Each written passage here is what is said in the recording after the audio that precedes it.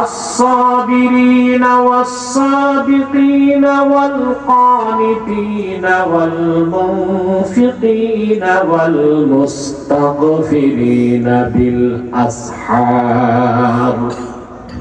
আমরা এরকম মুমিন হব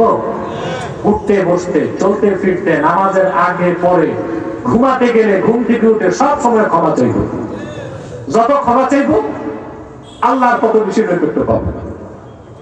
এখন এইরকম মুমিন যারা তারা পরিপূর্ণ মুমিন ও মুত্তাকি আল্লাহর ওলি তাদের 5টা খাসলত থাকবে কয়টা মুখস্থ করতে পারবেন সারা রাত শোনেন 10 মিনিট তো মনে রাখেন না আমি তো আমার ছাত্রদের হাদিস শরীফ পড়াই এই জন্য শ্রোতাদের সাথেও শিক্ষক ও ছাত্রের মতো সম্পর্ক করি রাগ করেন নাকি কয়টা বিষয় রাখবে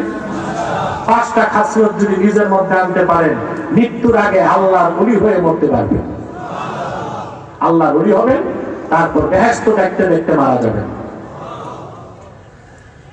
الصابرين والصادقين والقانتين والمنفقين والمستغفرين